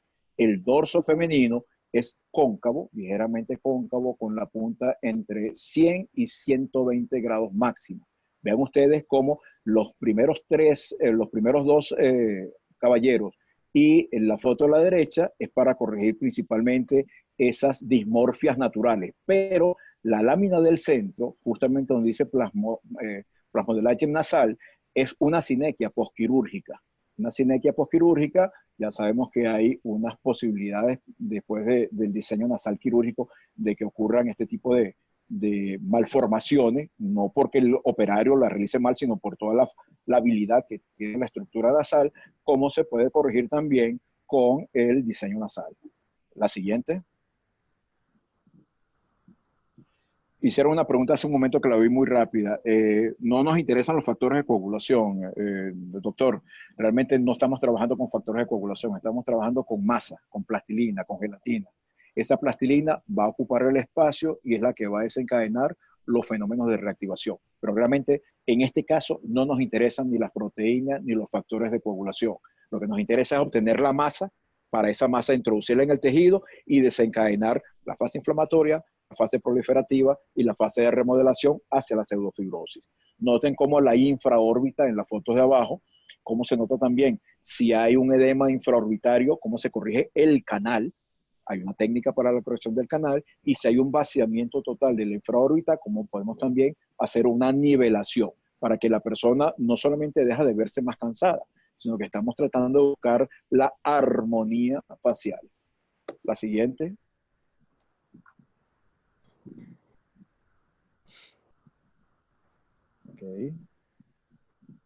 Ok, incluso para secuelas de acné, cómo podemos nosotros punto a punto, cómo podemos nosotros mejorar todas esas depresiones, esas irregularidades producto de las secuelas de acné, e incluso en el caso de una labilidad o una fragilidad del lóbulo auricular, cómo nosotros hacemos una especie de soporte, como si estuviéramos haciendo un enmacado, un sostén, un pie de amigo, y cómo logramos mejorar no solamente la parte estética, sino también la funcionalidad del lóbulo, en el caso femenino con los aretes, los zarcillos o los pendientes.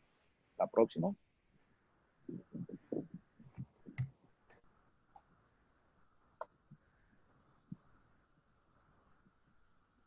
Desviaciones del tabique. Nosotros obviamente no es que vamos a enderezar el tabique. Externamente nosotros vamos a dar alineación del tabique. Y por eso ven ustedes como esa columela que parece caída, pareciera nosotros que la vamos a reestructurar. Incluso en el caso de las dismorfias por defecto de tabique, tenemos hoy a los 21 días, 3 meses, 6 meses, descargamos la totalidad de plasma nasal, que es hasta 2.5 cc en todo el dorso, que nos permite ir haciendo ese diseño progresivo. Y vean cómo también, si hay desviación del dorso, del tabique, cómo nosotros podemos trabajar y dar esa alineación. Ven cómo hay un enrojecimiento, porque evidentemente estamos induciendo un fenómeno inflamatorio local limitado, que es lo que va a desencadenar los fenómenos de adaptación, de proliferación y posteriormente de remodelación hacia la pseudofibrosis nasal. La siguiente. Ok, cuadratura del mentón. Fíjense ustedes cómo hay por esos mismos dos vectores que habíamos dicho, vector gravitacional y el vector desgaste, como hay una caída completa. Ok, como hay una caída completa de la estructura del tercio inferior del rostro y cómo los vamos cuadraturando. Igualmente, cómo se hace el diseño de labios, muy diferente al diseño de la sonrisa, muy diferente a la armonización orofacial. Simplemente aquí lo que estamos es, por superficie de área, haciendo un reforzamiento tanto del labio superior, el filtrum, y que llegue hacia la columela, y por supuesto del labio inferior. Y ven la cuadratura del mentón también, tanto femenina como masculina. La siguiente lámina. Pasamos a la siguiente. Ok, cuando hay problemas de alineación a nivel de miembros inferiores, tanto a nivel de muslo como a nivel de pierna, tobillo, pie. Fíjense cómo nosotros logramos en el primer caso de la paciente que se trabajó en el muslo, cómo logramos alinear y disminuir la incidencia de la convergencia de las rodillas. Esa convergencia venía dada principalmente porque el vector de alineación de muslo no estaba funcionando adecuadamente. Entonces lo que hicimos fue trabajar la parte medial, que no es lo más frecuente, generalmente se trabaja corporal, todo lo que es lateral, y logramos entonces un mejoramiento en el vector de desgaste que tenía ambas rodillas. En el caso de las piernas y los tobillos, tiene que haber una proporcionalidad para que el vector de fuerza, cuando estamos de pie, se distribuya por igual, tanto a nivel de tobillo como a nivel de pierna. Eso es lo que se busca prácticamente. Va a haber un efecto estético, es cierto, pero estamos buscando un efecto funcional, regenerativo y estético en los miembros inferiores. En la próxima lámina vamos a ver otro ejemplo, y ya falta un poco para finalizar. Ok, la siguiente lámina que estamos viendo. A ver, la siguiente. Ok, el diseño o plasmodelado masculino. ¿Qué es lo que estamos buscando en el modelado de pene principal? Llevar el pene a un cilindro. ¿Por qué? Porque el cilindro, como estructura geométrica, distribuye por igual los vectores de fuerza. El vector de fuerza de la rigidez del pene tiene que ser mayor al vector de fuerza de la mucosa vaginal para que pueda haber penetración. La penetración no depende tanto del ángulo de erección, depende del grado, del peso, del vector de rigidez. Entonces, cuando buscamos el cilindro, obviamente va a haber más proporcionalidad en dimensiones, inicialmente grosor, secundariamente longitud, pero lo que estamos buscando es mejorar la funcionalidad de rigidez para que pueda vencer con más facilidad el vector de resistencia que ofrece el introito vaginal y la mucosa vaginal. La siguiente. En el caso del diseño glúteo, masculino y femenino, mientras en el masculino recuerda 2U, en el femenino es una W o W. ¿Qué es lo que estamos buscando nosotros? Dar cojinete en la cúpula glútea, que la tiene marcada como un ovoide, y en el lateral glúteo. Cuando estamos de pie, hay un vector de resistencia. Ese vector de fuerza, si nosotros no tuviéramos grasa en cojinete glúteo o grasa en la cúpula, incidiría a nivel óseo, o bien hacia la columna lumbosacra, dando fisuras espontáneas, o bien hacia la articulación coxofemoral. Recuérdense que las personas de tercera edad tienen más incidencia, además de los factores hormonales, más incidencia de fracturas espontáneas porque no tienen cojinetes grasos que sirvan de colchón para que ese vector de fuerza, cuando estamos caminando, estamos de pie, no incida directamente a nivel óseo. La siguiente.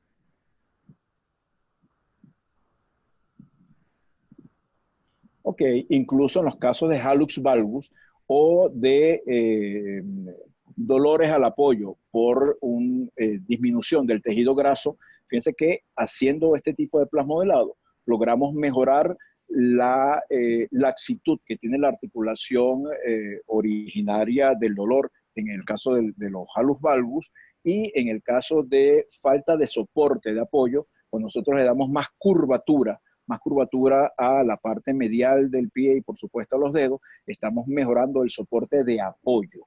Al mejorar el soporte de apoyo disminuye la sintomatología del paciente, bien sea por agotamiento, por déficit de tejido graso, o bien sea por el hallux valgus. La próxima, la siguiente lámina.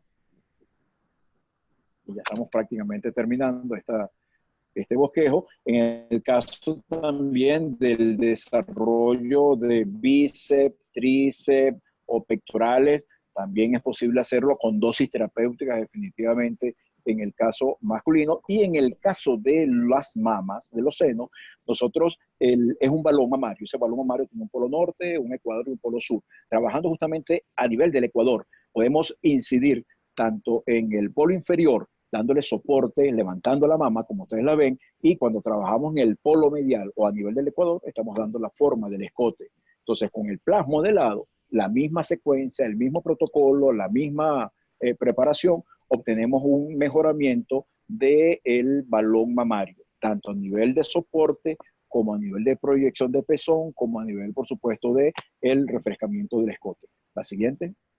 Fíjense todo lo que se puede hacer hoy en día con el plasma, no solamente a nivel facial, a nivel genital femenino, por supuesto.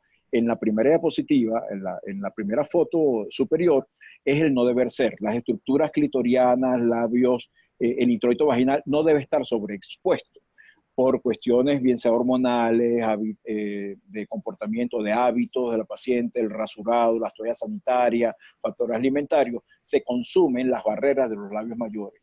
Al consumirse la barrera de los labios mayores, obviamente queda entreabierto, por decirlo de alguna manera, el introito vaginal, y eso aumenta la morbilidad genital.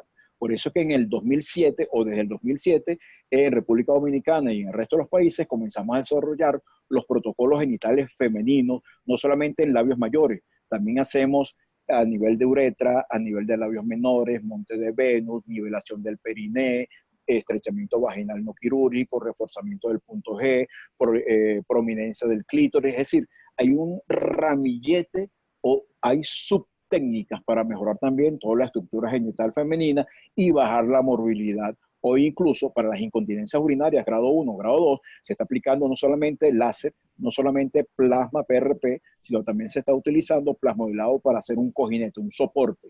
Fíjense ustedes entonces que estamos combinando ya técnicas para optimizar realmente el resultado en las pacientes y disminuir las posibilidades, por supuesto, en aquellos pacientes que no tengan perfil quirúrgico, disminuir su entrada a quirófano. La siguiente.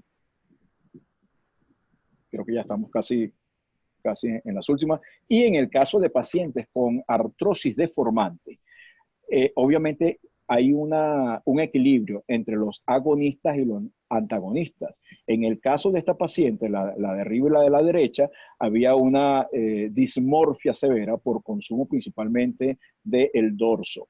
¿Qué ocurría? Que predominaban los flexores y por supuesto ven ustedes cómo la mano pues está en garrote. Al rellenar de plasma el dorso, estamos dando no solamente un soporte, un apoyo, sino que estamos mejorando la funcionalidad de agonista y antagonista. Y por eso no solo mejora la función estética, sino por supuesto la funcionalidad de la paciente, sobre todo en la función de agarre, de aprehensión. Y por supuesto que tendremos las pacientes donde hay, digamos, un vaciamiento muy leve a nivel del dorso y como a través del plasmodelado con una dosis terapéutica determinada también y unos puntos de abordaje podemos mejorar también esa estructura. La siguiente.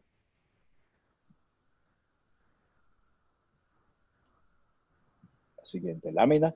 Ok, y quizás esto, buscándole un poco más de utilidad, el marcaje abdominal, el marcaje pectoral, incluso el mejoramiento de la estructura articular, también es posible combinando tanto el plasma bioestimulante y otra serie de técnicas con el plasmodelado para darle más cojinete a la articulación, por lo tanto mejora la funcionalidad y estéticamente se ve mucho más adecuado. Siguiente lámina.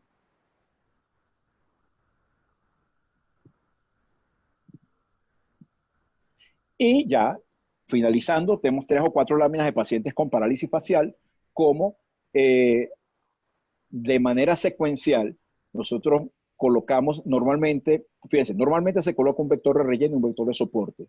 En el caso de las parálisis faciales, la hemicara que asciende, nosotros colocamos vectores de relleno para que baje. Y en la hemicara que desciende, colocamos vectores de soporte para ir enderezando, por decirlo de alguna manera. Ven ustedes cómo el caballero y cómo la dama mejoran la asimetría producto de la secuela de la parálisis facial. En la siguiente lámina vamos a ver también otro caso parecido. La próxima. Ok. Como en 8 meses prácticamente una paciente con una desviación de mi cara izquierda queda imperceptible. Entonces, importante mantener el concepto de que hacemos una primera sesión hoy, 21 días la segunda, 21 días la tercera, un primer refuerzo a los 3 meses, segundo refuerzo a los 6 meses, y el año siguiente o los años siguientes, sucesivos, podemos hacer 2 o 3 sesiones totales en un año. Eso te va a dar mucho más permanencia en el tiempo, por supuesto, de resultados. La siguiente lámina.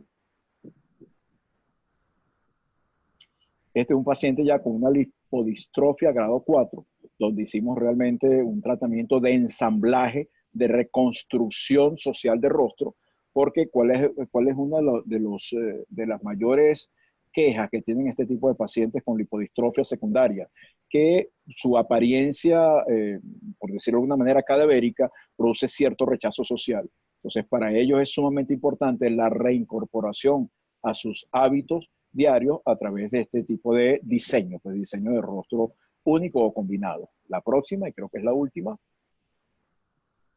pacientes con labio leporino y con dismorfia facial, cómo progresivamente se va mejorando el diseño de los labios, cuadraturando el mentón, se va armonizando.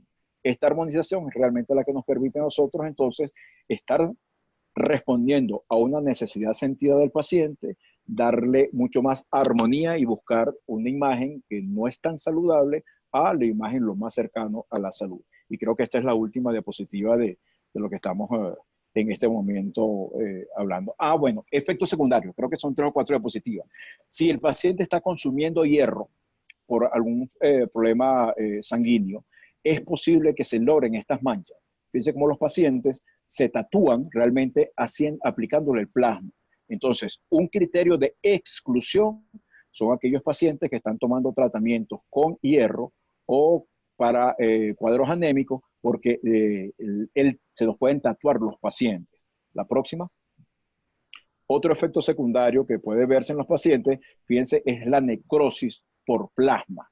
Fíjense, diferente, afortunadamente han ido evolucionando, pero son pacientes que presentan esta lesión gangrenosa, necrosante, es muy llamativa, muy alarmante, pero obviamente va a pasar un proceso durante 7, 8 días de costra, se cae la costra y luego van a ir formando tejido de granulación.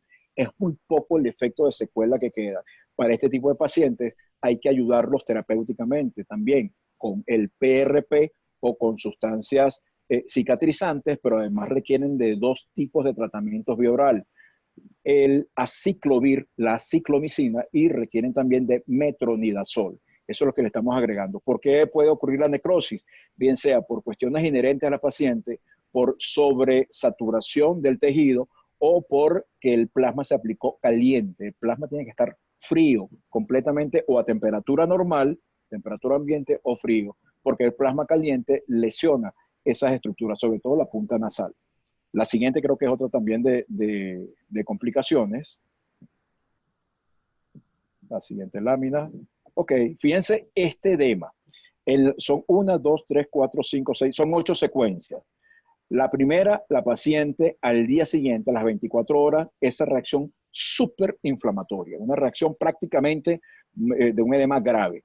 Se sometió el segundo día a la paciente con tratamiento de ataque, con esteroides, antiinflamatorios, esteroides tanto inicialmente STAT, vía intravenosa, intramuscular y vía oral. Y fíjense cómo después del segundo, tercero, cuarto, quinto, sexto, séptimo y octavo día ya la paciente estaba recuperada. Esto podemos observarlo.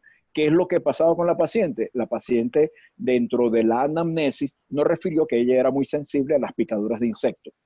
La agresión con el plasma, con la jeringa, se comporta como una picadura. Y además, para disminuir la sensibilidad que tiene el plasma, normalmente por cada 9 cc de plasma se coloca 1 cc de anestesia al 1% o 0,5 al 2%. Pudo haber también en ese momento una reacción cruzada por acidificación. Pero este tipo de edema hay que trabajarlo inmediatamente a las 24 horas, igual como si fuera una reacción anafiláctica. Y a los 7 días ya logramos un mejoramiento muy significativo, prácticamente un cese de toda esa reacción de hipersensibilidad. Siguiente lámina. A ver. Siguiente lámina.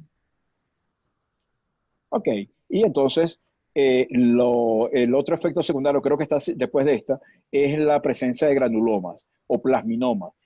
¿A qué responde un granuloma? A que se acumula plasma en un segmento del tejido y se endurece. Al endurecerse se comporta entonces como un granuloma. Uno de los tratamientos es hacer succión del granuloma y aspirar, porque generalmente siempre dentro del granuloma hay una gota de aire, que es lo que hemos observado. Sale, cuando usted coloca la jeringa y la retira, suena como un poquito de aire. Eso básicamente se puede hacer 2 o 3 veces con una secuencia de cada 5 o 7 días, y ya después el granuloma, con no repetir la segunda sesión, ya el granuloma se va absorbiendo. Y bueno, esta lámina final es básicamente para que se vea que existen esos 3 estados del plasma.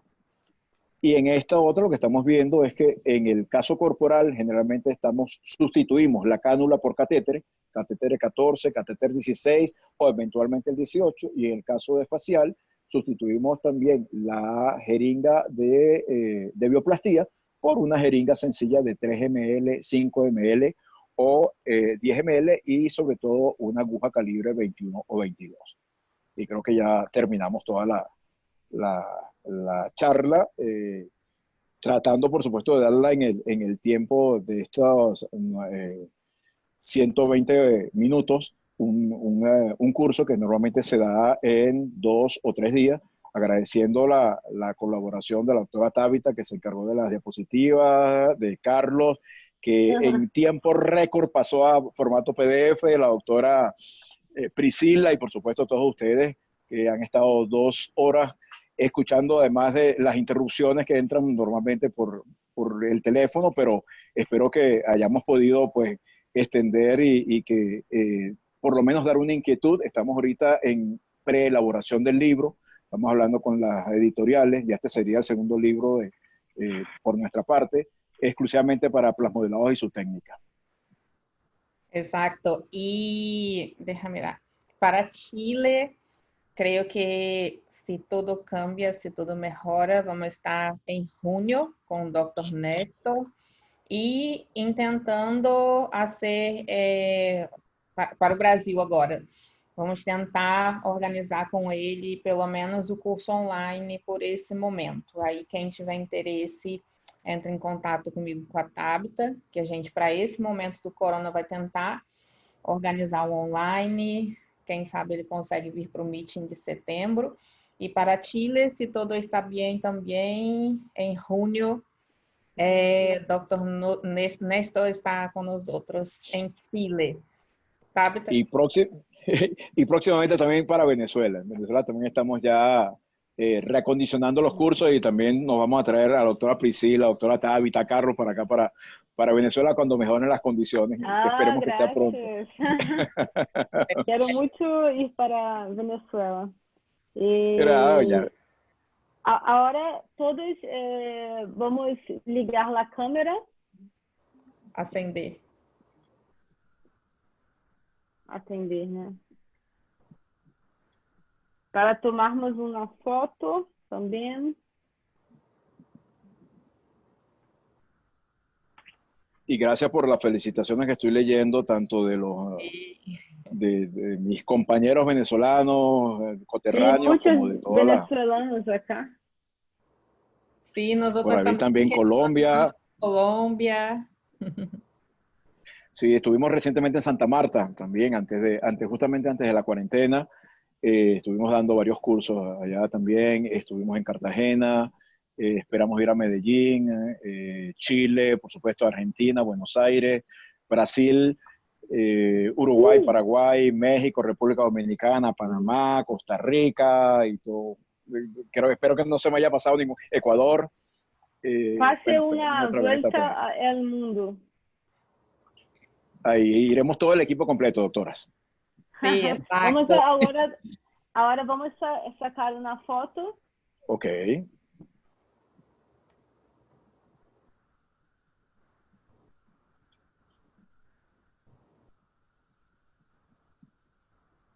Pueden hablar, no hay ningún problema. Hubo un silencio total. Sí. La última. Mais uma, tá? Modo foto. Modo pose. Ah, claro, claro. Vou enviar na foto.